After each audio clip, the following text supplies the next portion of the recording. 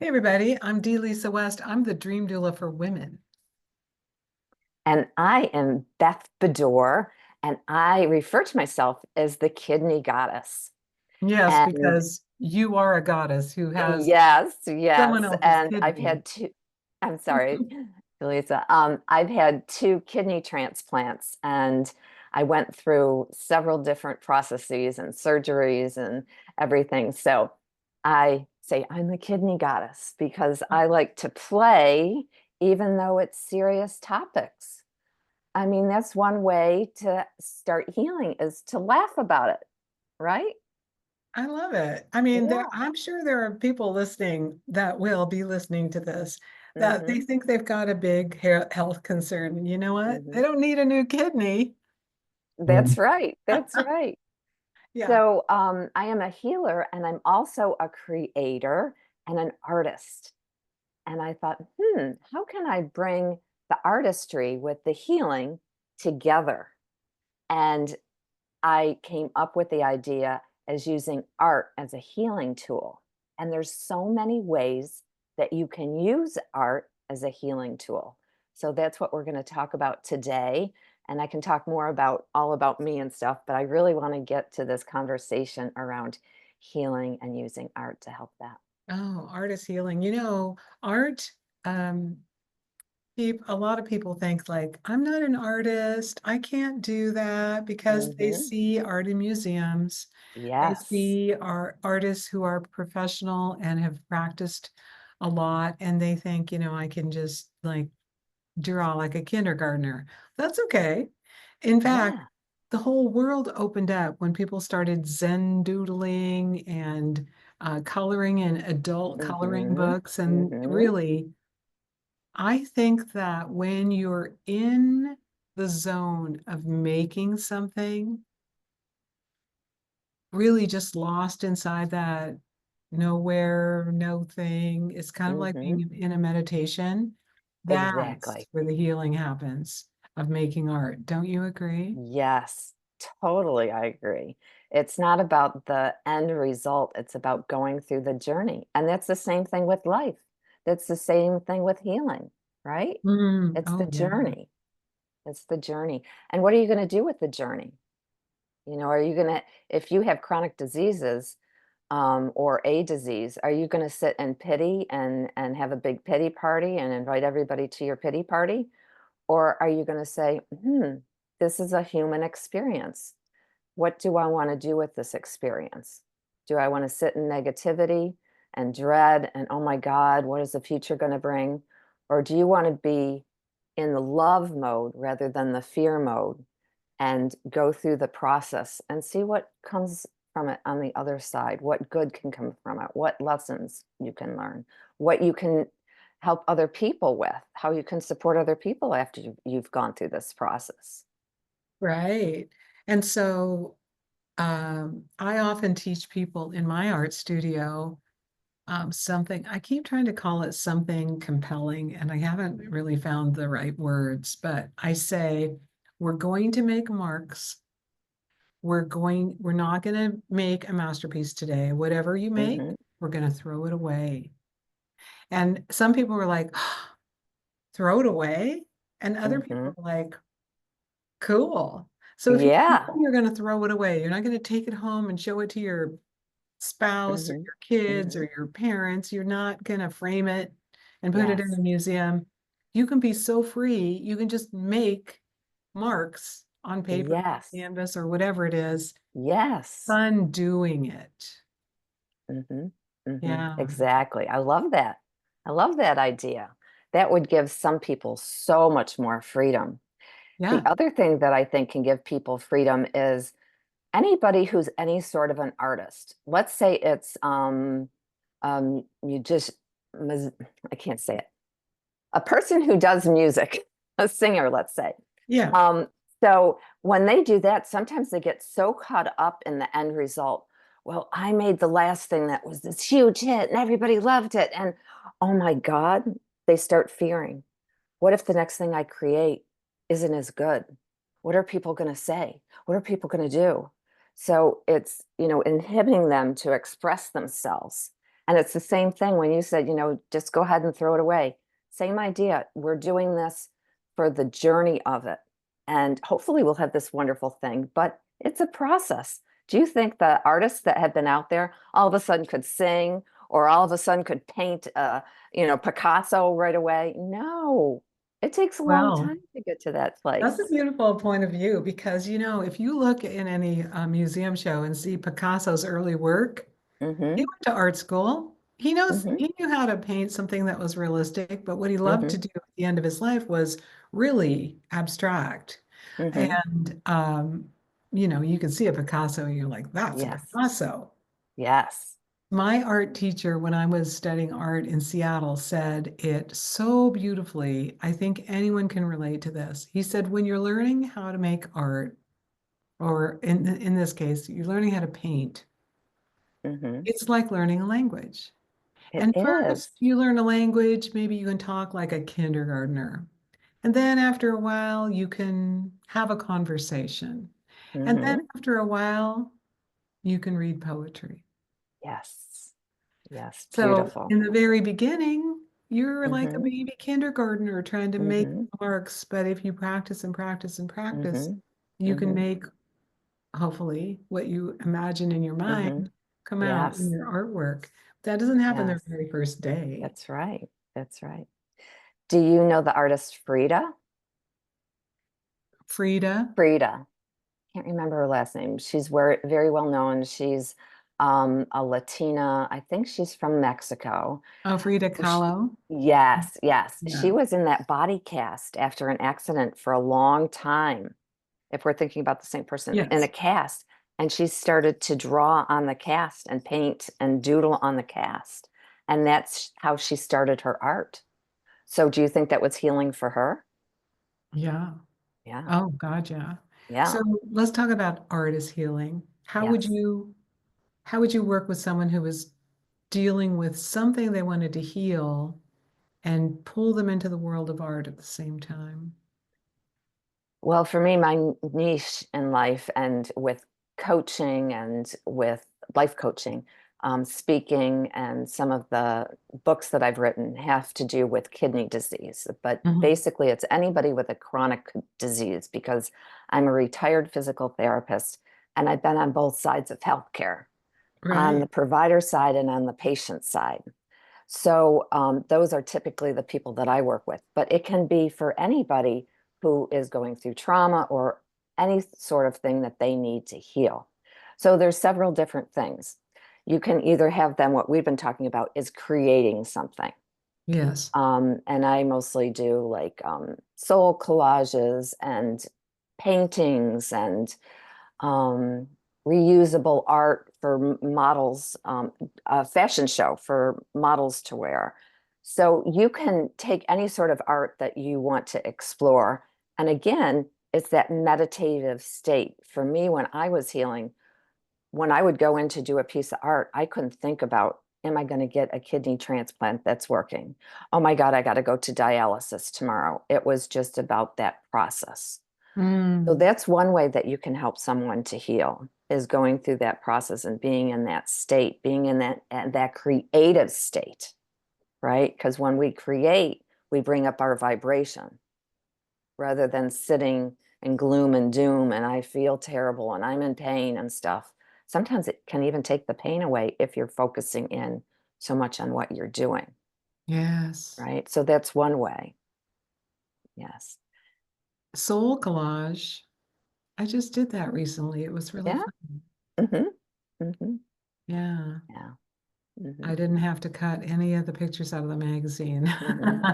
There were just bins full of pictures to choose from. Mm-hmm. Really Yeah. made it really easy. Yeah.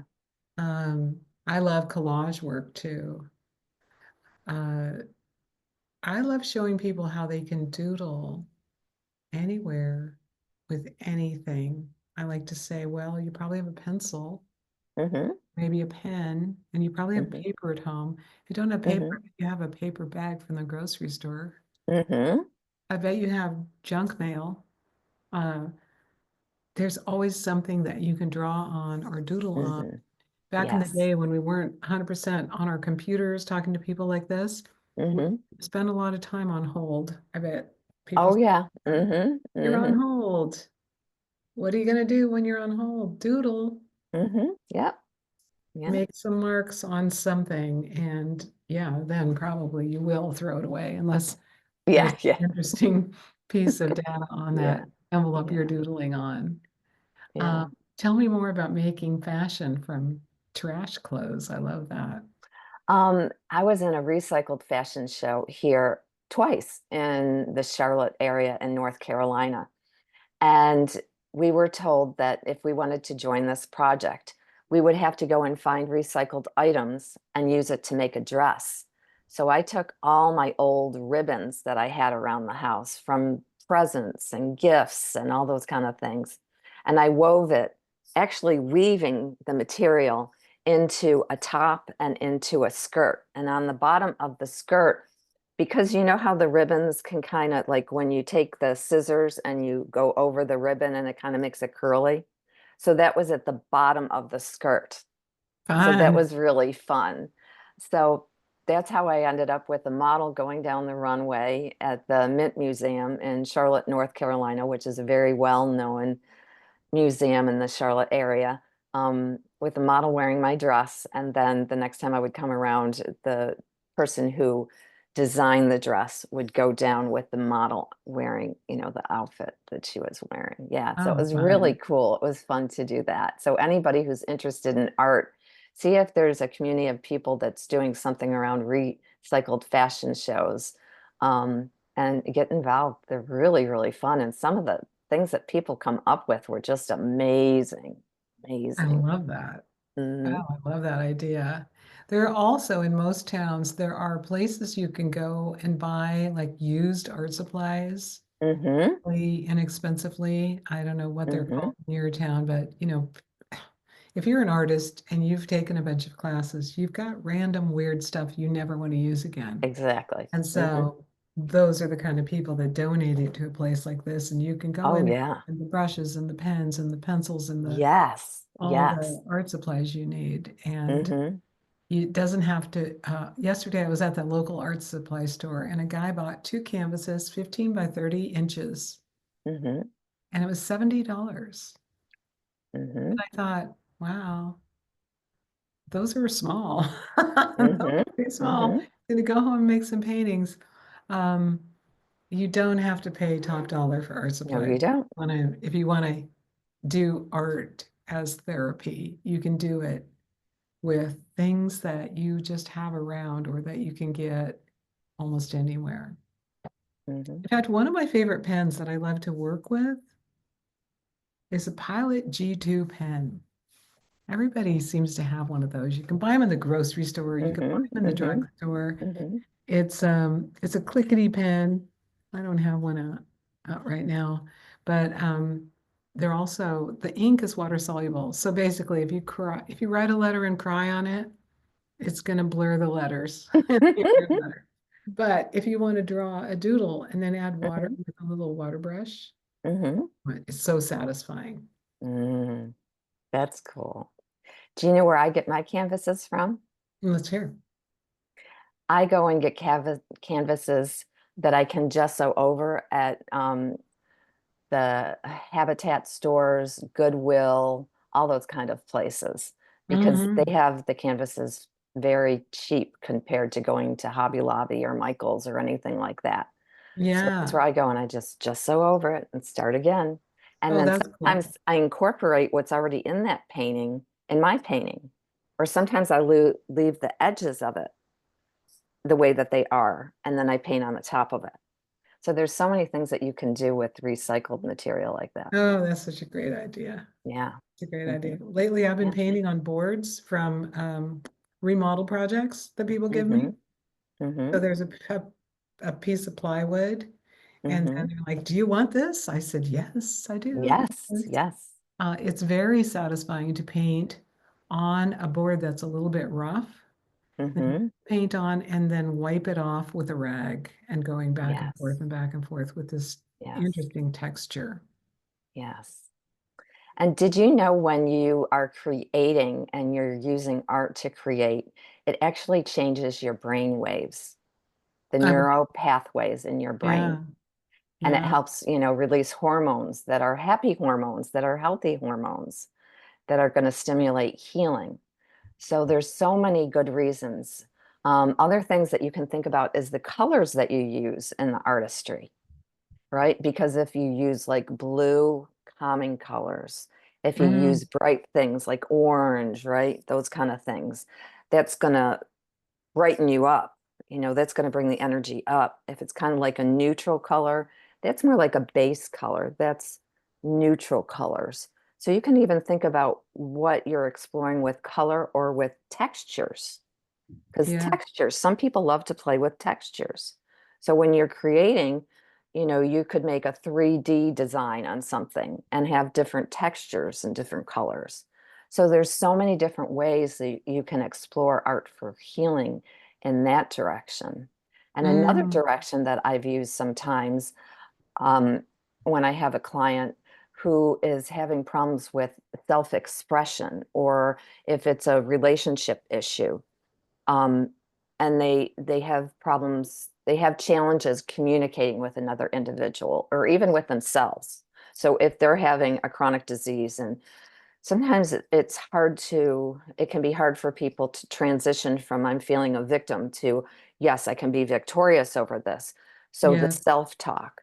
So if they're having challenges around that, you could go with them to a museum and let them see the art, and then they can discuss the art with you, and they can bring their feelings to the surface about the art, and that's an inanimate object. It's not another person or themselves that they're dealing with.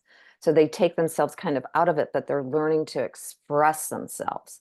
So then Mm. they can go back and integrate that with the conversations with other people and the type of conversations they want to have with themselves, to open that side of them up if they're challenged with the emotions and how to express that in words.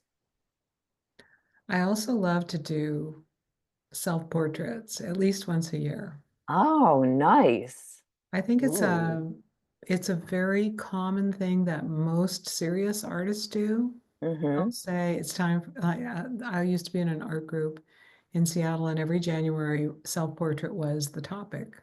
Every other month we got together, we chose a topic kind of randomly together. Mm-hmm. But self-portrait was always my favorite one because it was so interesting to see what people made and how they made a self-portrait that maybe looked like them, maybe didn't look like Mm-hmm. them. Mm-hmm.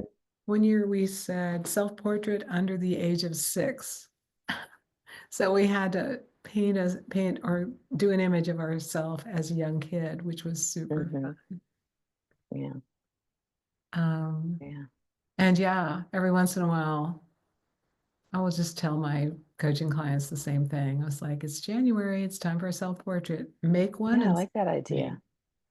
Hmm. And the ones who don't consider themselves artists have the hardest time with this. Oh yeah. No, Oh yeah. I'm not Mhm. doing it. I Yeah. can't draw, I can't Yeah. paint, whatever. And yet, like, Yeah. you can use a ballpoint pen, honey. Yeah. Doesn't Yeah. matter. Yeah. Yeah. You could be a stick figure, but I want you to Yeah. think about who you are and draw Mm-hmm. or paint it. Very Who you are and who interesting. you are becoming. Yes. Wow. I'm gonna do that now. Okay. Yeah, because that's interesting how you see yourself in the artistry. What shows up in that. Yes.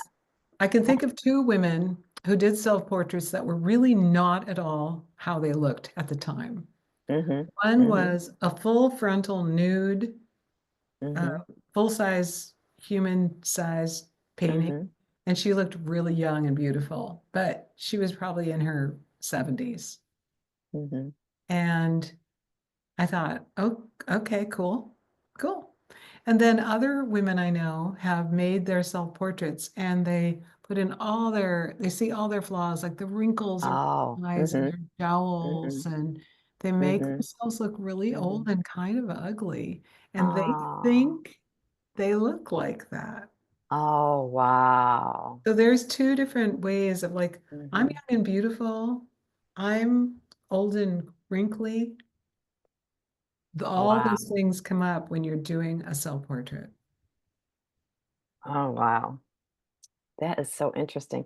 I did a project when I was first a physical therapist with healthcare workers, the providers that I worked with in physical therapy. I had gone to a course, and the course was talking about how you find yourself, the image of yourself.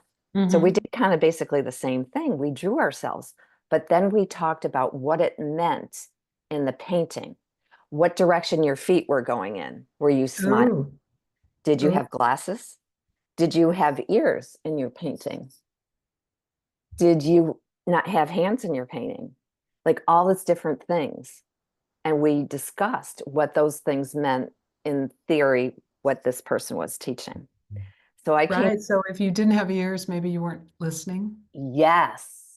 What happens if you don't have feet? Are you going anywhere? Wow. And So, probably these people didn't say, well, I don't know how to draw feet. They just left them off. yeah. So we did this in the physical therapy room, probably during lunchtime or whenever we have our meetings. I guess back in the day, you could express yourself a little bit more in corporate settings because I can't see that thing happening in a physical therapy setting now. Maybe somebody can say, "Oh, Beth, you're wrong. I work at this place," and but it was a little bit more free, and so everybody did that. And you know what we did?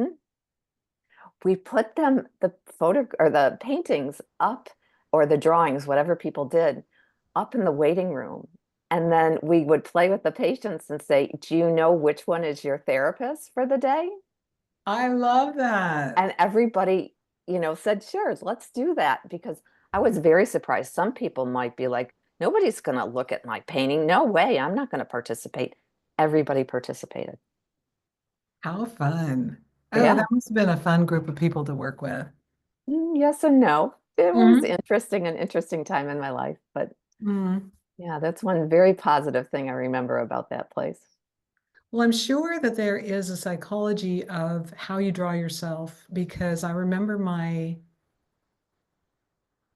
daughter's pediatrician, and she was quite young. So I don't know, was she 4? She wasn't in school yet, but he said, "Hi, honey." He weighed her, he looked in her ears and down her throat, and then he said, "Please draw a picture for me of a person. It could be any person you want." And then he showed me that she was becoming cognizant of, and at her age, she was doing all the things she should do Hmm. in the drawing. So Hmm. the person had a neck, the person Hmm. had a head, the person had ears and eyes and a mouth or whatever, all the Hmm. things that you would notice. And it was still like a little kid's drawing, but he's Hmm.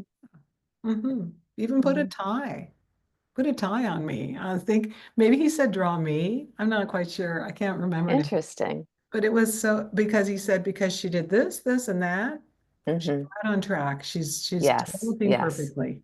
Yeah. And I thought, wow, what would you say to Hmm. a parent where like their head's not attached to the body? I was like, Yeah. there's something Yeah. going on here. Let's Yeah. come back. Yeah. Yeah. Wow. Mm. Interesting doctor. Interesting idea to work with that person. Yeah. Yeah. Yeah. Well, what's the most fun you've had with someone doing art as therapy? Um, Seeing how they may relax and release, Mm, and see how they can learn to have more freedom in that space, and then how they can apply it to what they're going through with their illness. that's beautiful. Hmm. Hmm. Like I I said, I'm teaching moving into love instead of being in fear. Right. So you have them Yes. making art to just not focus on the fear. Hmm. And then you ask them at the end, like, how was that for you? And they're like, "On Hmm. track of time." Yeah. Or, Yeah. Yeah. yeah, there's an artist friend of mine. He's in his 80s. He's been making art as long as I've ever known him. And he said, you're in the zone when you take a break for lunch, but you see it's 8 p.m. Hmm. Yep. Yep. Uh, Definitely. And I can see him doing that, like in his studio, hours going by, Yes. take a break for lunch. It's like, wait, what? Mm-hmm. Exactly. Yeah. Yeah, so there's a timelessness that happens whenever someone's in the zone, and it happens Mm-hmm. for musicians, it happens for actors, it happens for Mm-hmm. fine artists, it happens visual artists, it happens for runners. Mm-hmm. Mm-hmm. They fall into that place where there's no time and they're nowhere, but they're doing some activity that puts them in that zone. Yes. And then they can Yes. come back out and go, whoa, wow. Yeah. Yeah. And usually when they come out of that special no time, nowhere space Mm-hmm. creating, they feel good. Emotion, Oh, yes, they do. yeah, Mm-hmm. feel peaceful and they feel, Mm-hmm. Mm-hmm. hmm. Yeah. Another thing I think that is good, a good practice for people who like to write is journaling and Yes. turning the journal pages into some kind of art Oh. or putting words in your art. I love to do, Mm-hmm. especially with the water soluble pen, I love to write, and then draw a doodle on top of it and then add Ooh, water. So that's fun. maybe outside of the doodle, it all gets obscured, or maybe inside Mm-hmm. the doodle, it all gets obscured, but some of the Mm-hmm. words are still there and some of the Mm-hmm. words are gone. And Mm-hmm. that, but you still got the pleasure Yeah. of Yes. writing all Yes. the words. Yes. And so that's a really fun thing to do. Yes. And words are so powerful. Yeah, Language is so powerful. yeah, Yes. that's right. Yeah. Do you ever have your people do morning pages? What are morning pages? Oh, morning pages is from a book that's 30 years old by, oopsie, brain cramp. Mm-mm. That's okay.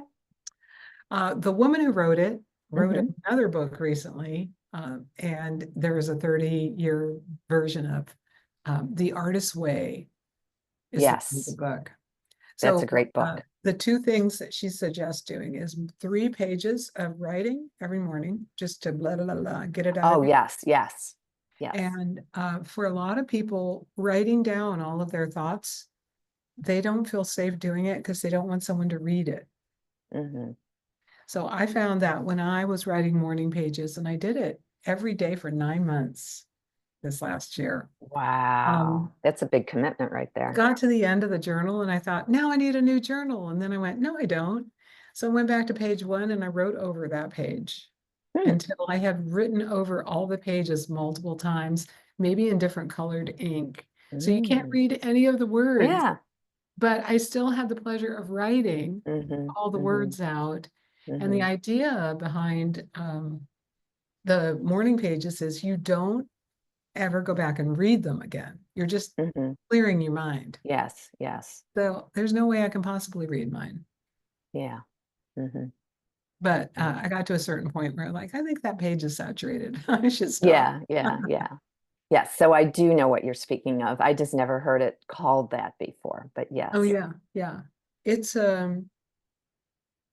yeah, for some people they prefer to write words. For some Yes. people they would prefer to draw or paint Mm-hmm. or Mm-hmm. sculpt or Mm-hmm. sew something or knit Mm-hmm. something. Mm-hmm. I have a friend who's gone way down the rabbit hole into quilting. And so if you know anybody who's a quilter, they're like, oh, Mm-hmm. yes, I need more fabric. Yes. I need Yes. a new Yes. sewing machine. I need Yes. a special thread. Yes. So Yes. they can really they can go into that creative zone, and in Mm-hmm. the end, when they're done, they can get underneath the blanket and be all cozy. Oh, wow. I never thought about that with quilting. Oh, what a lovely thought. And if they give it as a gift, it could be a gift of love that you're embraced with if you use it at night and you cuddle with Oh it. yeah, Yeah. 100%. Ooh. The friend of mine who's a serious quilter now, she started out in a quilting group at her church, and they made a quilt for every graduate. So if you graduated high school and you were going off to college or your life, Hmm. you got a quilt from the church ladies. Oh my How goodness. sweet is that? Wow. And then she started Nice. making memory quilts for people who had a loved one pass. They would Mm. send her a piece of their clothing and she Hmm. would incorporate it into a quilt. And so when Oh, they got that wow. back, it also Mm. had, a piece of Oh, beloved's clothing in it. Isn't that a cool oh, idea? wow. And I remember when my dad passed away, I used to like to wear his jacket and Yeah, it smelled like him. yeah. So I wonder if the material that they use in that, if there's still a scent of that person when Mm, they're doing the I quilting, that suppose would it be, depends on how she got it from them. yeah. Hmm. Yeah. But yeah, how great would it be? Hmm. Yeah, I know someone else who's the grandfather in the family passed, and he was a retired judge, and he had a lot Hmm. of sweaters, like Hmm. cardigans that he Hmm. wore. Yes, yes. All the grandkids could just go into his room and choose a sweater from Gramps, and they all got a Oh, sweater. oh, how fun. I know, such a great Oh, idea. yeah. That's Well, how do healing you in help itself people? too. How do you help people that are in chronic illness and they're just really focused on their chronic illness and you're like, okay, girl, we got to get out of this. Hmm. Let's make some art. Do you have them make art specifically around their fears and traumas, or do you have them just be creative and kind of get out of the Generally for them to be creative because I don't want to encourage or support the fear. Yeah, So I don't go in that direction. I go in the positive direction and show them that they can move from that fear and feeling a victim to being victorious, to not only surviving, but thriving through it. Like for me, when I was doing a lot of these tools to heal myself, going through all these different things that I went through from doing dialysis to getting a transplant that didn't work to doing more dialysis. And it was going through that process and learning how to go from feeling a victim to being victorious. So I yeah, take them through that kind of process where we don't go back inside the trauma and the drama and the pain. We're releasing it as much as they're able to and letting it go as much as they're capable of at that point in time. And when I'm talking about this, I understand pain. I have been through it on both sides. And when I had the first kidney transplant, it didn't work from day one. There was some complications either on the table or off. And I was so sick, I would go in to see my nephrologist at the clinic. I would have to lie down on the floor in the waiting room until they mhm, would let me go back, that I was that ill. So I'm not dismissing people pain, people's trauma, people's drama, what they're going through with their chronic illness. I'm not saying, oh, you shouldn't feel that way. Why are you feeling that way? Why are you feeling a victim? You're still alive. What are you? No, I don't go in that direction at all. It's all positive energy. And if they need to talk about it, I allow them to talk about it to a certain extent until we're just talking about it every time. Because the yeah, more that they talk about their pain and their fear, they're going to be in that space. They're bringing all that old stuff that has happened to them with their doctors and how they were feeling and how their body was with them to the present moment. yes, All we have is now, and thinking about the future, bringing that to how we want to feel now and what we want to create in the future. So if we keep going back to all the crap that we've been through, what are we going to bring to now and in the future? We're going to bring all that crap with us on the journey into the future. right on. Yeah. So are most of your clients people with chronic illness, or do you help everyone? That's mostly what I specialize in. I think when there's coaches out there and people who are healers, sometimes, oh, I just want to heal the world. Yeah, However, there's so many different coaches to be a really good coach and have abundance in coaching. When you have a niche, like you have your niche, that sets you apart from everybody else. But when you're opening up the floodgates for everybody to come in, those might not be your people you really want to work with. yeah, The true. people that I'm passionate about are people with chronic diseases because that's what I went through. And I'm a healer and I've worked in hospitals and nursing homes and clinics, and that's where my niche is, you know? So Beautiful, no, Beth. I do not work with everybody. And I will turn some clients away if I don't think that we're a good mix Yeah. for any reason. Or if my direction isn't what they're looking for, I may refer them to you or somebody else that whatever I think might be a better fit than Yes. working with me. So yes, I'm very selective with who I work with. Well, that's the sign of a really good healer or coach is when they can say, I'm not the person for you, but I Hmm. know somebody who is, or Yes. I can't help you and you need some other kind of help. Yeah. Okay, off topic. I'm Yes. just curious. When you were having all of your medical procedures, did you ever die? Did you ever have an NDE, near death experience? No. However, at the beginning of all this, and I think you know my story, is I was so afraid of living. I was ready Mm, to pass. And I had been on hospice and palliative care a few times along this journey. And my son, one of my sons came to me and he had spoken to me several times, but this time I finally got it. I believe that God spoke through him, the universe, whatever your belief system is, he was the vessel. And I finally got it. And he said, Mom, you're such a bright spirit. Hunter and I still need you, even though we're young adults. The world needs you. You need to stay here. What are you doing saying you're going to leave the world and leave us? Please try dialysis. And I made the assumption I was going to be like those people in the nursing home, the people that came to the nursing home because they were already sick, they already needed rehab, plus being on dialysis. But that mm, wasn't who I was. I was a healthy human being with a kidney issue that I, at that point in time, and I had researched, I had looked all over the world for different opportunities and experiences. But generally, right now, they say dialysis and transplants. So yeah, that's the route I decided to go. And once I was on that journey, I, just learned to turn everything around, my perception of myself, the perception of the world, how I thought, my spirit, my physical body.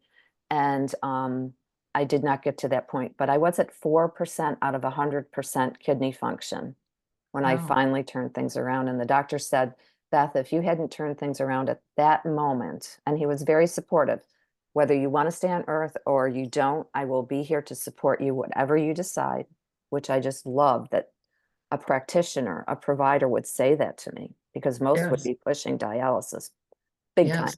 right? Um, that I was given the opportunity to move forward that way and not go through the death experience. But I was on hospice, was on palliative care a couple of times. Wow, wow, Hmm. wow. So you're like, yeah, when you go on hospice care, you're getting ready to die. Oh yeah. It's Hmm. not just because you need a Hmm. rest. Yeah. But at like 8 and 10%, I was going around the world and the country climbing. Now, when I say climbing mountains, I need to specify that. I didn't have ropes and no, walking up the mountain on the steps on the path. I was walking up um, Mount Pichu. I was Okay. going out west climbing mountains with my son. And so to be at 8 and 10% and doing those things, I was a very strong individual. Yeah. Yeah. Yeah. So, yeah. So I wasn't ready to die. My body was not ready to release me to die. I had more to do. And I thought I was done. I thought I had had my children, had my marriage, had my career. I'm like, I don't want to do this thing. I don't want to suffer like that. And that was my mindset. Not that, oh, this is going to help me to live. It was like, oh, I just want to get out of here. I don't want to do it. Right. And now, of Hmm. course, you're Yeah, look here at me now. and you're You would still never know. healing people. And you're Hmm. healing people because you went through that Yes, exactly. trauma. Yeah. Wow. Hmm. Well, I'm glad you're still alive. Thank you. I am too now. Definitely. So, if you gave some piece of wisdom to someone who has a chronic illness and is listening, and was like, what one thing could they do with art to just calm their mind? What would it be? to get out the tools or have someone get out the tools for you. If you Mm, have somebody who's going to help you, it's family support, a CNA, whoever it is, they can go and get the objects and the things for you, the tools for you, and just start creating. If you say, I don't know what I want to create, well, go and look at other artists and see what they do on the internet, through books, through podcasts, whatever their tools are, and see what other artists are doing and going, oh, wow, I really like pictures and paintings around the ocean and how that makes me feel, or a calm pond, where there's no big waves and that kind of thing. I just like the calmness of a pond. mm. And then go ahead and start creating what that feels like and looks like for you. Just Oh, start that's somewhere. beautiful. That's beautiful. And I want to just be clear, you said what it feels like to you. Yes. Because I've said to people before, here are the paints, here are the palette knives. We're going to play with Mm-hmm. palette knives today. Mm-hmm. And I Mm-hmm. want you to imagine that you're walking into a forest. Now paint Yes. that. So you could imagine you're at your Mm-hmm. most peaceful beach. Paint that. It doesn't have to be realistic. It's the feeling of it that you're Mm-hmm. painting. And while you're making the marks or moving the paint or doing what you're doing, you're just feeling like you are in that place that's peaceful that Yes. you're painting. Yes. Oh, so great. Well, Beth, tell people how they can find you. Yes. They can find the kidney goddess, Miss Beth Badour, at her website at The Creative Life by Design, because I create my life by design and I support other people to do the same. They can email me, and this is easy, Beth, B-E-T-H, Badour, B-A-D-O-U-R, my name at gmail.com. You can find me on Facebook. You can find me on TikTok. You can find me on LinkedIn, all different kinds of places. And if you want to pick up the phone and call me, you can do that too. That is 704-218-9885. And that is my business number. And I'd be glad to talk to you. Oh, that's so However, I can cool. support you. And we'll put all these ways to find you in the show notes. Yes. Thanks again for being here today. And I am just going to say one more time, I'm glad you're alive so that you can help Mm, people on the planet with your thank special you. gifts and talents. Thank Yes. you. Yes, you are very welcome. All right. Bye, everybody. Bye, guys.